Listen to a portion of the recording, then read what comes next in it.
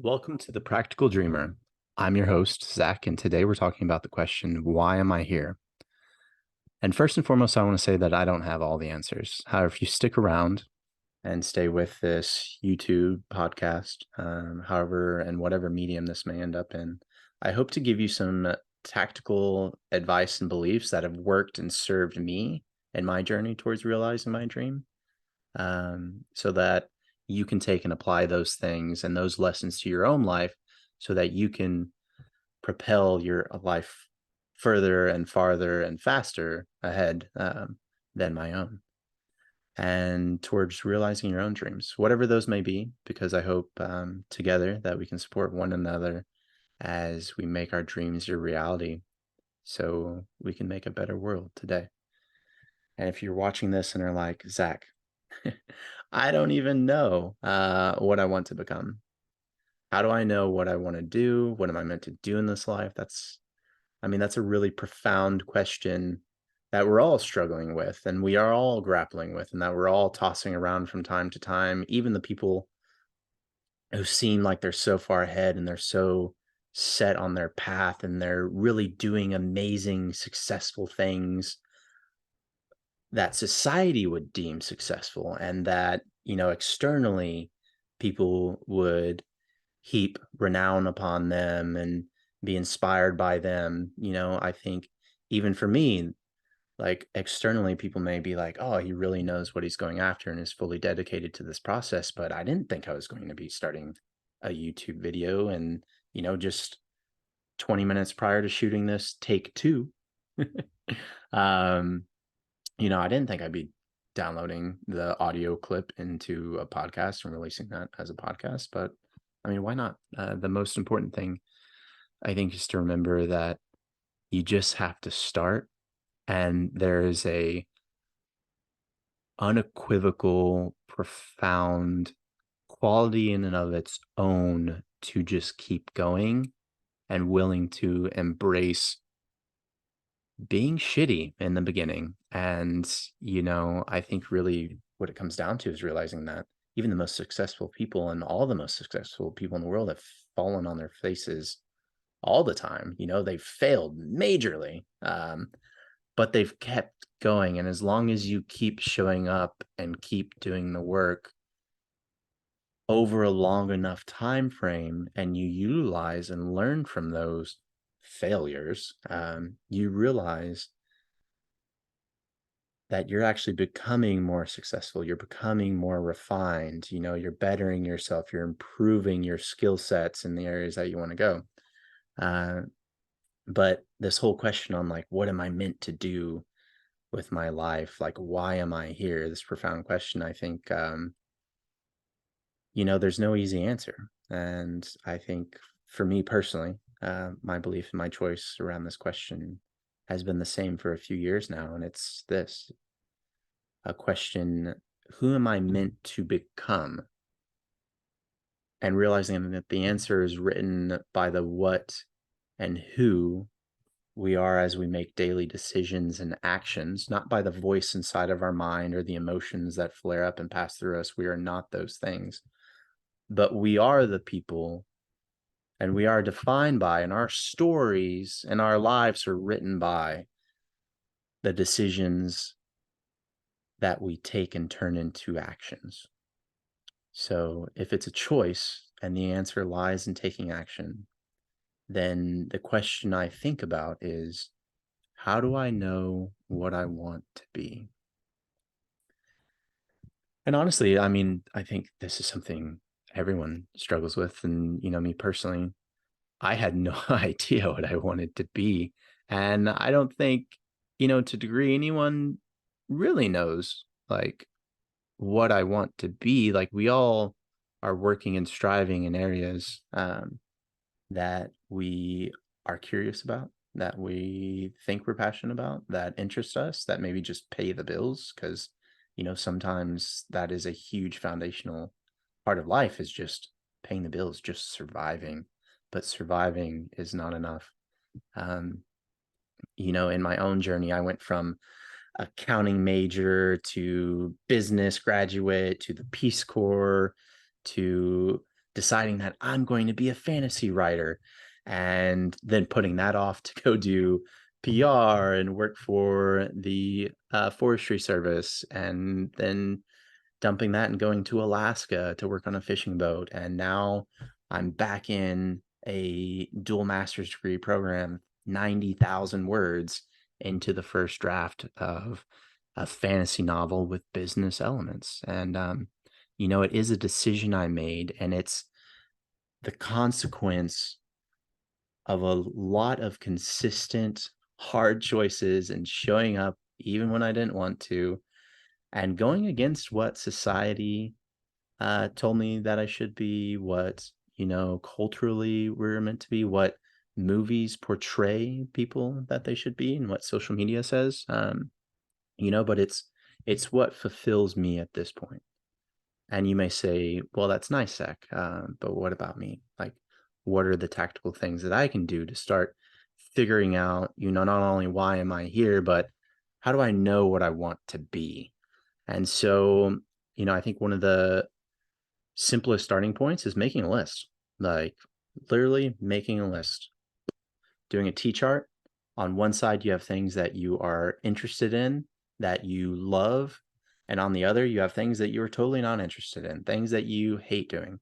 And then you do an audit of your life. You check out your life. You write on the left side, what curiosities do you actually really enjoy? On the right, you're like, what don't I really enjoy doing?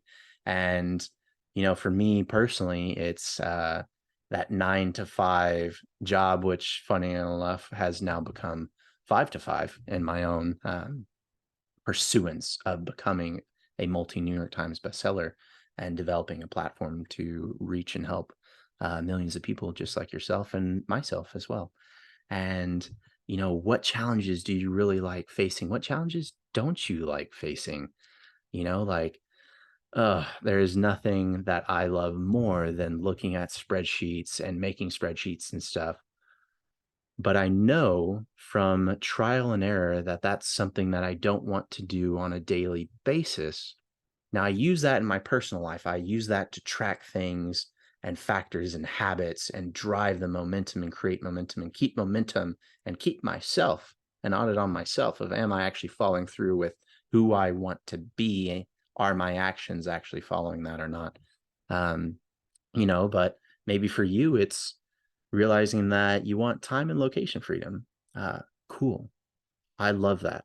Me too. But you have to realize there are challenges with that as well. Maybe you like the idea of being a content creator or social media influencer, traveling the world and vagabonding around, eating amazing food, jumping off waterfalls and shooting videos of it, or being a TikTok dancer online in exotic locations, you know. However, what about not having a place to call home? What about your friends who you don't get to see because you're traveling so much and you're shooting so many videos? Or the fact, and this is what gets me, um, is what about the fact that you start to look at life and live life through a lens, through a camera, this small little box that can fit in your pocket? It's the size of a billfold, depending on what you have, of course. But are you actually really being present? Are you really enjoying those moments? Or are you trying to figure out what can I do to make this go viral? What angles work best for this shot? How can I relate this to my audience and use this to educate or entertain, or inspire my audience? Like, what emotions can I evoke? And you're always thinking about the next thing and the next thing, staying on top. Well, when do you actually get to be present and enjoy those things? You know, Maybe you've got some ideas about jobs you're interested in. Maybe you look at your resume or CV wherever you are in the world, and it's as simple as, what did I like about those jobs? What didn't I like? What areas of my life, if I could get paid for doing any of my hobbies, what would those be? Would I really want to do those things? At one point when I was in college, I was a RA in college, supplementing my income. And I decided that, I was really into CrossFit. CrossFit had just like exploded onto the scene and was really coming out. And it was 2011. And I'd been doing CrossFit for a couple years and I loved it. And I was like, oh, I want to be a coach. And then I was a coach. And lo and behold, I did not like coaching. And it wasn't because I didn't enjoy helping people, because I enjoyed that aspect of it. But for me, CrossFit it was for me. It was something that I did to take care of my physical health, that I did to pour energy into myself. And honestly, I remember doing this workout with a bunch of great people who, oh, they just loved it. They loved working out. They had never done anything like that before. And it was really great because they were super eager and kept showing up no matter how sore and tired they were. And of course, I was trying to push them just a little bit, but also like, hey, it's okay to take it easy. CrossFit isn't a cult, although some maybe. Uh, that's a joke mostly. But I also remember doing that workout and realizing and being struck like this, just by a lightning bolt that, you know, I love doing CrossFit and there's nothing more than I would love to do than show up and do this workout with them, but I don't want to be a coach. And so I walked away from it. And that was I think at the time, like a $1,200 investment. And I was making really good money. I'd never made money like that before in my life. I was fortunate and very grateful to be paid $40 a session. Um, and, but it wasn't fulfilling me. And, I was in a space where I had enough money to cover my basic needs. And I decided that my happiness and fulfillment wasn't worth that. And so maybe it's something like that. Maybe you go back and you look at your prior jobs and you realize, what aspects did I really like? What didn't I really like? And you start making this list. Um, and so maybe you've got some ideas about jobs that interest you or things that don't interest you at all. And you kind of fill that out and keep a running list, keep a notebook. But then maybe you dredge up those dreams from childhood about, wanting to be a writer or a chef with their own show or just being a freaking awesome parent and having the best family life ever, because maybe that's something that you didn't have. And that's something that's important to you. That's one of mine for sure. So if you know these things, then let's take a step forward together. And let's talk about being the verb. So you kind of have an idea of what you really like doing, or maybe you have, a dream job, whether that's an astronaut or a Instagram chef or a, world traveler and vlogger, or, maybe you're a underwater basket weaver. Who knows? Or maybe, you're the best checkout person that there's ever been, and you just love your freaking job because you get to see people super happy buying their food, helping bag them up, super nice, distributing it. And maybe that's your dream. But if you don't know, then the question for me always is, if I really like the sound of this job, whatever it may be, one of my dream jobs as a kid was to just be the guy who rode on the back of the garbage truck and shucked garbage into the back. And I thought there's nothing cooler than hanging off a garbage truck and just driving down the roads, getting off, throwing people's trash away, making a cleaner environment, helping people out, getting to feel that wind against your face. And yeah, I don't know why, just hanging off of something and being like free, but also a little bit dangerous. Most people are like, oh, I wanted to be a spy or something. No, I just wanted to ride on the back of a garbage truck. And, they don't even have those people anymore.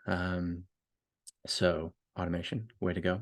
But you have the job title. Let's think about this concept of being the verb. Do you like the sound of actually being the verb? And this is where I challenge you to actually do the research. Like go on Google, type in the job title, go on job searches, type in that job title you want to be, actually read the description and see, like, does this sound like something I really want to do? And this is where you use that list that you've already created and you cross-reference and you check, like, all right, is it fulfilling 80% of the boxes and like, well, 20% of it I don't really like, but there are challenges and everything. And so, this is where I challenge you to do that research and to see if you can find people. Like, people love speaking about the jobs that they're in and helping prospective people who want to get in the industry as well. Like, just reach out and just ask, because I mean, the worst literally that could happen is someone does not reply to you. That's it. But the best thing that could happen is someone will show up and tell you what it's truly like being in that job and that role and that thing. And you can realize, before even making all that time investment, that commitment, and going after this job that you think you really like, or this dream, that maybe it's not for you. Maybe this isn't what you want to be. And I say that going into, like, begin with this end in mind. And if that sounds familiar, it's the second habit of the 7 Habits of Highly Successful People by Stephen Covey. I mean, this is probably top 5, top 3 books that changed my life. And it's impacted millions of people. And I highly recommend, even if you don't want to read it, just Google the 7 Habits of Highly Successful People. It's worth understanding what the habits are. But this idea of beginning with the end in mind kind of ties into being the verb, and you start to realize, all right, if I want to be a New York Times bestseller, what does that actually look like? Well, it means that I write way more than I could possibly imagine. I probably have an entire network and team of people around me, from beta readers to first readers to editors to my publishers, or maybe if you're self-publishing, you have your own cover artist. And then it's realizing, well, if I'm going to be a New York Times bestseller, I probably need to be on a platform. I need to have a space where I can connect with my audience, where I can deliver value to people and show them what I'm all about, not to sell my book, not as, this sales tactic and this mindset of, I'm going to give, but really what I'm doing is I'm setting up to take. No, that's not what it's about. It's about realizing, do I want this lifestyle of having to go on all these book promotion tours? Do I want to probably have to leave my family for weeks or days at a time to go do these things? That there are certain periods of the season and the year where, if I'm in first draft mode, like, that's all that's happening, and which means I'm going to have to step away from my family some, and that's, family comes first. It's redefining that relationship. It's realizing, do I really want all that, the accolades and, not that people recognize famous authors, but, it's, do I actually want to show up on social media? Do I want to go down the self-publishing route of investing all my time into being, as a self-published author? Like, unless you've built up a team and have the money, you are the marketer, you are the publisher, you are the line editor, you are, the cover artist, and now you can hire these things out. But that's something that you have to think about, is, if I want to just be a writer and a storyteller, traditional publishing is a better fit for the lifestyle that I really want, because I'm thinking of the end in mind, of the lifestyle that I really want, because I want to write stories that inspire, empower people to go after and actualize their dreams. But if I'm spending half my time marketing my books and stuff, that's half my time I will never get back writing books that will change people's lives. So it's figuring out, do I actually want what I think that I want? And do you even want that lifestyle? And you really have to be real with yourself. And starting a family, like, do I really want a family, or is that something that's been so ingrained in me from society and culture that I don't even know if I do? Do I want to have a family with the person of my life, the partner of my life? I don't know. Those are only questions that you can answer. But it's realizing that if you do have a family, what does that actually look like? How does that already impact you? Are you a person who enjoys autonomy and freedom and being able to, at a whim, book a vacation and travel across the world, or enjoys, going out to the bars and partying late? Not that there's anything wrong with that. but that might not be conducive to having a family. Not that I personally know yet, but I'm looking forward to sharing that with my wife in the future and my partner. Does being a social media influencer, is that a life I actually want? Is actually leaving my 9 to 5 to start the business I've always dreamed of what I actually want? If you're going to choose this, look at both the upsides and downsides. Be real with yourself now to save yourself some heartache and harsh truths that you will have to face at some point. So let's talk about your why. Like, what's your reasoning for wanting to do this? Like, why choose to become whatever you want out of all the things that you can devote yourself to? Like, why this? Like, ask yourself, when it gets hard and when you're not seeing the results, what's going to keep you going? Because here's one of the truisms that's out there, that you always overestimate what you can accomplish in a year and underestimate what you can accomplish in 10 years. And, this is something that I've heard from Tony Robbins speak about quite a bit. And to be honest, what it comes down to is it's going to take longer than you think. It's going to be way harder than you can imagine. It's not going to look anything like you think it is. You're not always going to know what you're doing, how you're going to get there. And if you keep showing up, if you keep working at it, if you keep solving the next thing in front of you and the next thing, the obstacles become the path that leads you towards the dream that you have, towards realizing that. And so I kind of want to shift gears a little bit into some truths that, by understanding and accepting, make this process easier. So there's this psychological effect called the spotlight effect. And basically what that is, it's a ego-centered bias that we're all going through life thinking that we have this spotlight shining down on us and that we are the center of the world and the attention. And to some degree, it's true. We are the center of our own stories, of our own worlds. But this belief that others are always paying so close attention to us and that, they're always judging us, and it makes us self-conscious of anything we do by constantly falling into this trap that others are paying close attention and critiquing our lives at every single point. We're actually losing and passing up on opportunities based on mistaken assumptions that others will analyze and judge us for this, and this is a huge physical and mental health issue across the world. And, in reality, everyone just is mostly focused on themselves and their own worries. Like, the spotlight effect, you can imagine, is everyone's actually walking around with their own spotlights, worried about their own selves. And anything people might say about you on social media or critique you about in the pursuance of your dream just means that you are actually pursuing your dream, and it has nothing to do with you.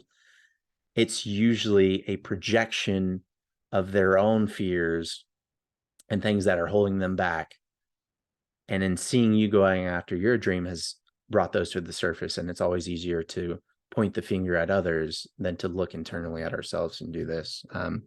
And so how do you change this? And for better or worse, the truth is that other people rarely care about us as much as we think they do. And sometimes just reminding oneself of this fact can be enough to counteract that effect. Like, can you, instead of thinking the spotlight on you, can you think, well, how much time do you actually spend thinking about every single other person that you interact with, or just those closest to you, analyzing and critiquing every decision? Do you actually even remember the next day? Do you remember 5 minutes from now?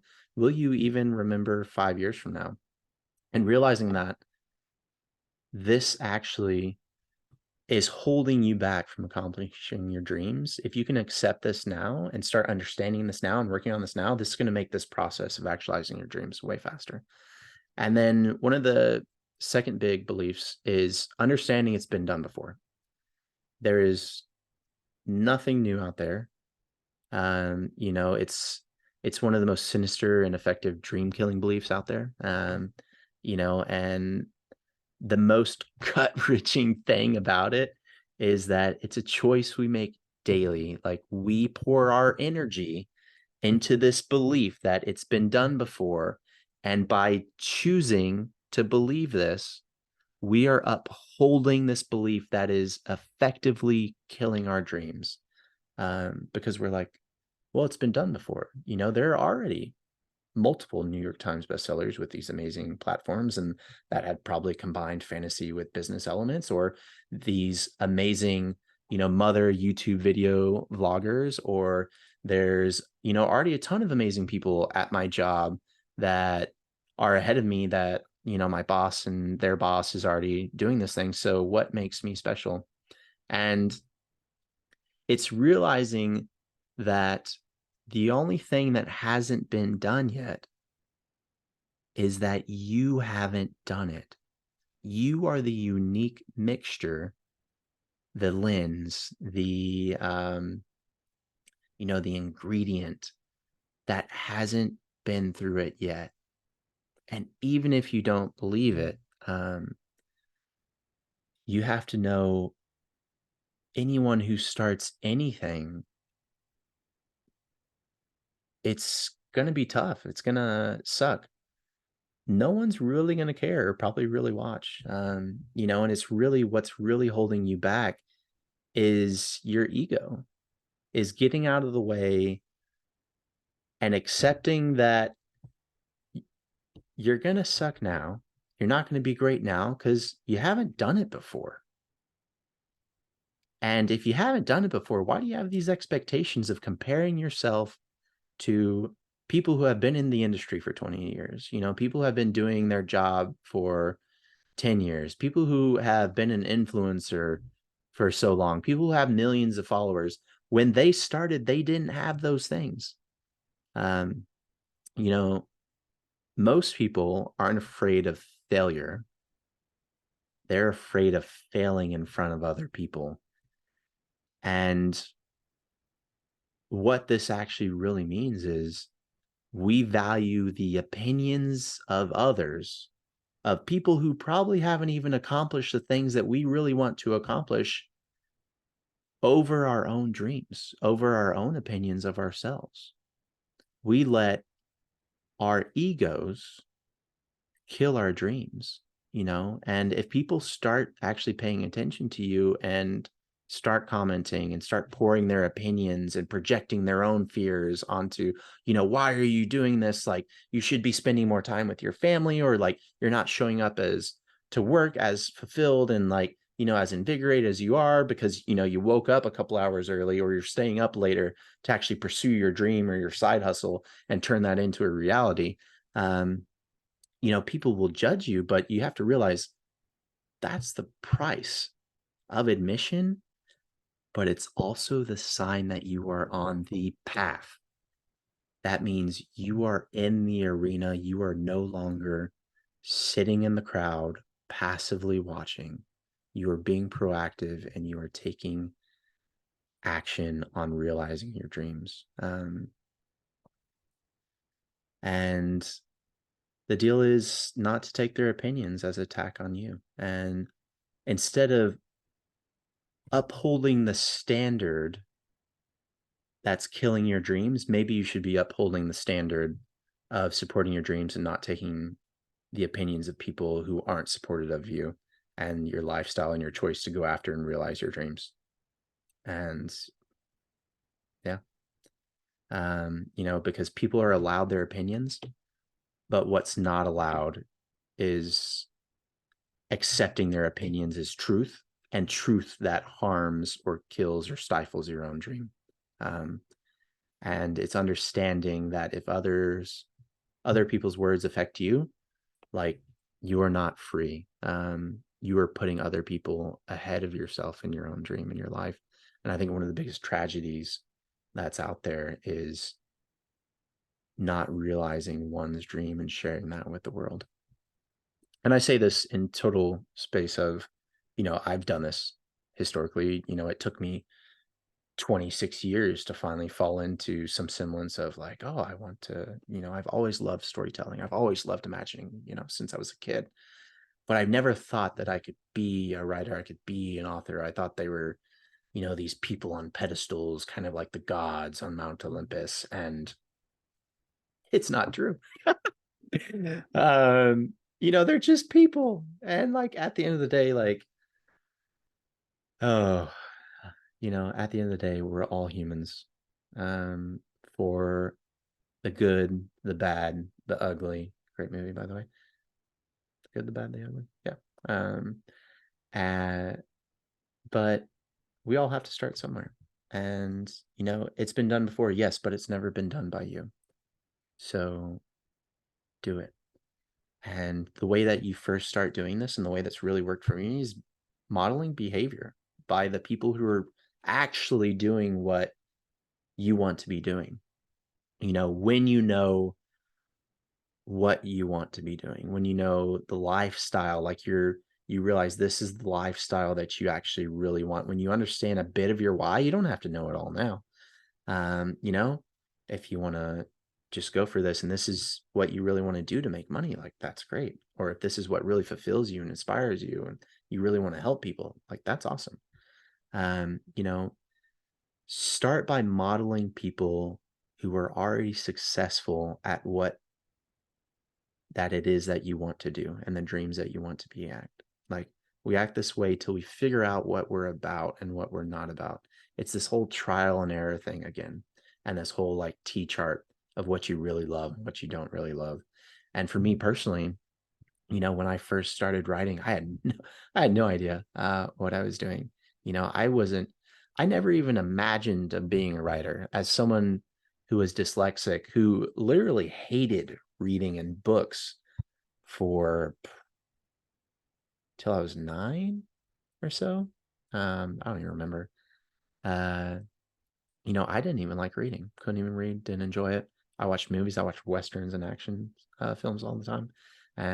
But what I really loved was I had this imagination because I was very fortunate to grow up outside in the country and I spent a lot of time outside. We didn't have screens available to us 24/7 and just in our pockets and all these things engineered by scientists to distract us and capture our attention and hold our awe. But what I really loved was going out and I would take a stick, I would go run outside, I would imagine these epic battles, and I would create these own stories in my mind. But it took me 26 years to realize, oh, wait, like people get paid to do this. And then it took me another 4 years to realize that not only did I like telling stories,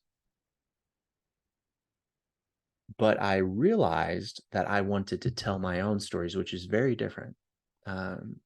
Because I really loved and appreciated my time in marketing and PR for these amazing outdoor brands that, really are doing wonders and shaping the world in fantastic, holistic, sustainable ways. Yet something in here, something in my gut said, is this it? Is this really what we're going to become? As I looked at my boss and my boss's boss, and I could envisage my entire life and I could see where they were at and how they got there because they started where I was. And this is the beautiful thing about ladders, corporate ladders, hierarchical ladders, being experienced in fields is you can see all the stepping stones. Like people have mapped it out for you already, and you can be like, do I want that? Yes or no. That's it. Do I want that? Yes or no? Not what people tell you, not what society tells you, not what your parents want from you, not what your family says. Do I really want that? Yes or no? And the answer was no. So I was realizing that I wanted to tell my own stories. Well, all right, well, I got to take action to do that. And so then it was just trial and error, start honing the skills, start developing the skills. And it's realizing your dreams are possible if you choose daily to keep showing up and, are committed to yourself, to changing your life, to changing your family's life, to changing the world. And it's also, yeah, it's realizing it's going to take longer than you imagine and be harder than you thought. And it's going to be so worth it, so fulfilling along the way. Like, I won't lie to you, hard times, weeks of, turmoil, and is this the pathway I really want? I see my friends getting ahead. That's my own fears and projections on them, right? Being like, it's this race, and I went from realizing that it wasn't a competition to realizing that, oh no, like, they're living their lives, I'm living my life. It's not a competition, it's not a zero-sum game.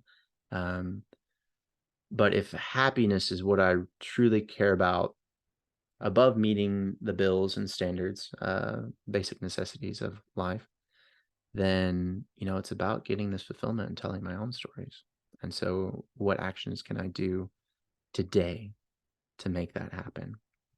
And so in the end, it's up to you. It's always been up to you.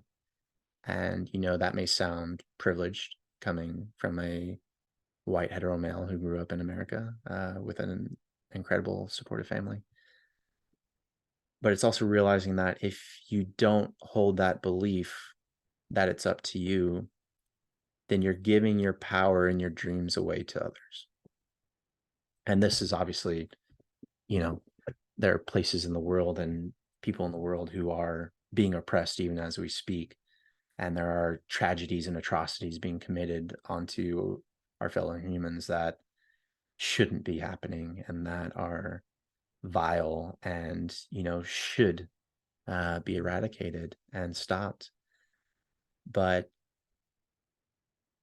and realizing that if you're listening to this, that it's up to you, and when it's hard, it'll be up to you to keep going.